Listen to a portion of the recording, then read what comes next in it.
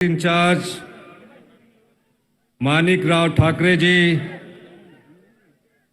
तेलंगाना के युवा मेरे साथी दोस्त रेवंत रेड्डी जी, तेलंगाना के छोटा विधायक दल है सीएलपी के नेता बाटली मल्लू जी, हमारे पूर्व में कांग्रेस के अध्यक्ष उत्तम रेड्डी जी, वेंकट रेड्डी जी, एमपी जीवन Reddy ji, MLC Hanumant Rao ji, x PCC president.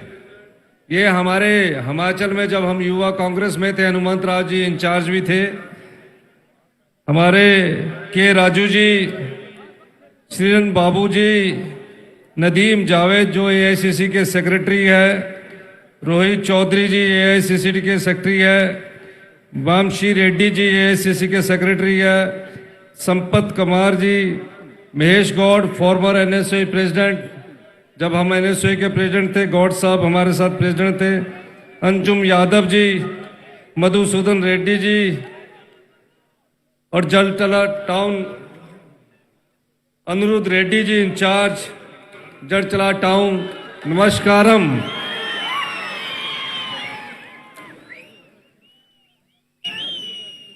Telangana के लोगों ने 70 साल पहले एक संघर्ष किया। 70 साल की लंबी लड़ाई। जब आपके बुजुर्ग लड़ रहे थे, आपने कभी जीवन में ये कल्पना भी नहीं की होगी कि हमारा एक अलग राज्य का अस्तित्व में होगा। तकरीबन 1500 लोगों ने तेलंगाना को अलग राज्य बनाने के लिए अपना बलिदान दिया। संघर्ष करते करते जब 2014 आया, यहां के 13 एमपी और तेलंगाना के लोगों ने श्रीमती सोनिया गांधी जी से अनुरोध किया। देश के प्रधानमंत्री डॉक्टर मनमोहन सिंह जी हुआ करते थे। उन्होंने कहा कि हमारे पिता दादा तेलंगाना को अलग राज्य के लिए लड़ाई लड़ रहे हैं। कांग्रेस की सरकार है, देश के प्रधानमंत्री मनमोहन सिंह जी है। सोनिया जी आप यूपीए की चेयरपर्सन हैं, 70 साल का अधिकार हमें दीजिए। ना आपको रोजगार मिलता था, ना भागीदारी मिलती थी। जब मैं यहां आ रहा था, सुबह 4 बजे मुझे राहुल गांधी जी का फोन आया। उन्होंने कहा कि आप तेलंगाना जा रहे हैं और मेरी सोनिया जी से बात हुई है। आपने तेलंगाना के राज्य को यह कहना है कि हिमाचल प्रदेश में जो हमने कहा वो हमने किया। लेकिन मैं आपको एक बात बताना चाहता हूं, जिस संघर्ष को आपने पाया, जिस संघर्ष के लिए 1500 लोगों ने बलिदान दिया, दर 70 साल तक आप लड़ाई लड़ते रहे, उस राज्य को अस्तित्व में लाने का श्रेय किसी एक को जाता है तो श्रीमती सोनिया गांधी या श्री राहुल गांधी की सोच है। विडंबना देखिए, कांग्रेस पार्टी की केंद्र में सरकार है। राज्य बनाने के लिए हमारे 13 सांसद सदस्य एमपी देश के प्रधानमंत्री मनमोहन सिंह जी को मिलते हैं। पार्टी के प्रदेशाध्यक्ष, दूसरी तरफ आंध्र प्रदेश में कांग्रेस की सरकार है और कांग्रेस पार्टी ने इस बात की परवाह नहीं की कि हमारी सरकार गई, सत्ता गई, लेकिन तेलंगाना का राज्य को अलग राज्य का दर्जा श्रीमती सोनिया गांधी ने दिलाकर ही दम लिया। आज बेशक आंध्र प्रदेश और तेलंगाना दोनों जगह हमारे सरकारें नहीं है, और उस राज्य में तो आंध्र प्रदेश में हमारा खाता भी नहीं खुल सका। यहां भी हम बहुत कम संख्या में रह गए हैं। अगर हमको सत्ता में ही रहना होता तो हम आंध्र प्रदेश के कभी दो टुकड़े नहीं करते। लेकिन कांग्रेस ने आप लोगों को, तेलंगाना राज्य की माताओं की, बहनों की, युवाओं की आवाज को सुना और एक अलग राज्य 2014 में सत्ता में आया। 9 महीने की सरकार, 9 साल की सरकार यहां बने हुए हो गए हैं और तकरीबन हर कोई आदमी एक सवाल पूछता है जिसके लिए आप लोगों ने संघर्ष किया,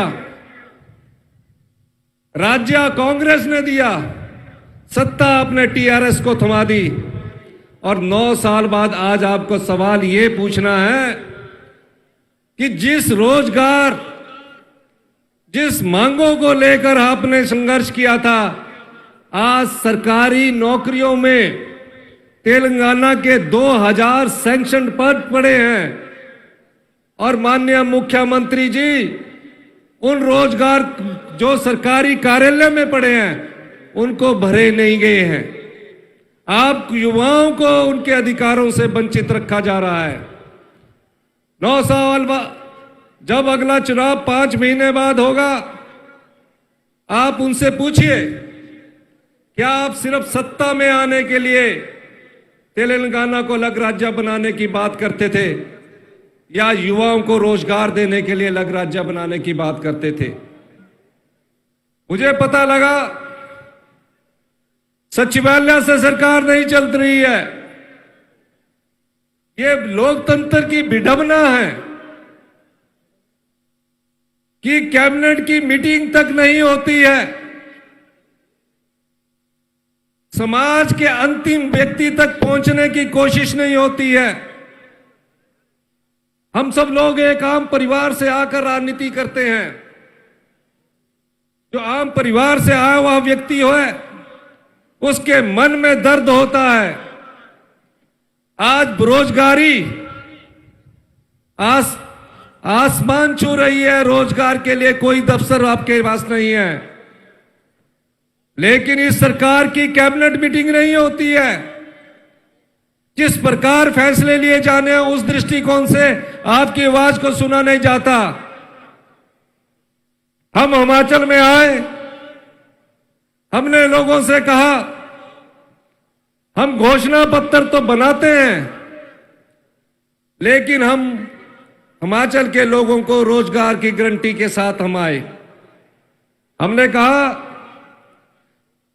जितने भी सरकारी कर्मचारी है, अधिकारी है, जो भी तेलंगाना में सरकारी कर्मचारी है या अधिकारी है जिसने तेलंगाना के संघर्ष की लड़ाई लड़ी, जिसने विकास की गाथा तेलंगाना की लिखी,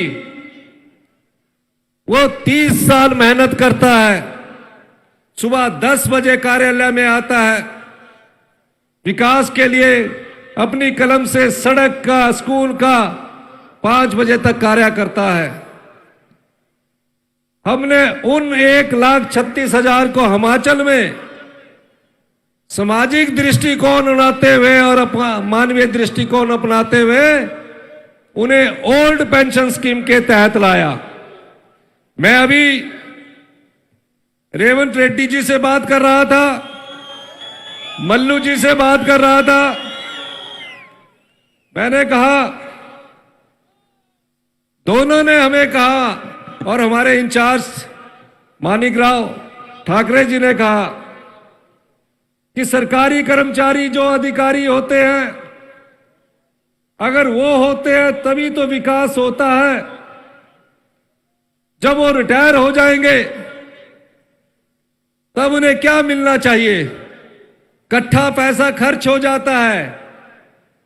तो अभी बात करके उनसे पता लगा कि हम आने वाले समय में जिस प्रकार हिमाचल प्रदेश में ओबीएस को लागू किया था, तेलंगाना के सरकारी कर्मचारी और अधिकारियों के लिए तेलंगाना सरकार ओपीएस लागू करेगी। ये कमिटमेंट है। आज के 2 दिन बाद हमारी आभार रैली हिमाचल प्रदेश धर्मशाला में होने जा रही है सरकारी कर्मचारी और अधिकारियों द्वारा। क्यों कमिटमेंट है ये? हम अर्थनीति नहीं देख रहे, हम सामाजिक और मानवीय दृष्टिकोण में देख रहे हैं। जीवन के अंतिम पड़ाव में पैसे की जरूरत होती है। परिवारों की सोच बदल गई है। गांव में बुजुर्ग माता पिता रहते हैं, जब उनको ये एश्योरेंस मिल जाएगी कि सरकार की तरफ से हमें हर महीने पैसा मिलेगा, उनका स्वाभिमान जिंदा रहेगा, उनका आत्मसम्मान जिंदा रहेगा।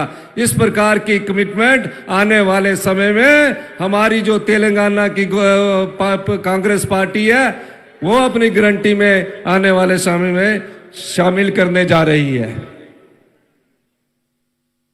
हम लोग राजनीति में सत्ता के लिए नहीं है, हम राजनीति में सिर्फ विलासिता की जिंदगी जीने के लिए नहीं है। कांग्रेस पार्टी की विचारधारा, कांग्रेस पार्टी की नींव गरीब लोगों की सोच से निकलती है। आज देश में मनरेगा के कारण लाखों लोगों को रोजगार मिल रहा है। यह सोच कांग्रेस पार्टी की विचारधारा से सोनिया गांधी और राहुल गांधी जी की सोच से निकली है। कोरोना काल में अगर यह मनरेगा ना होती तो लाखों घरों के चूल्हे भी नहीं जलते।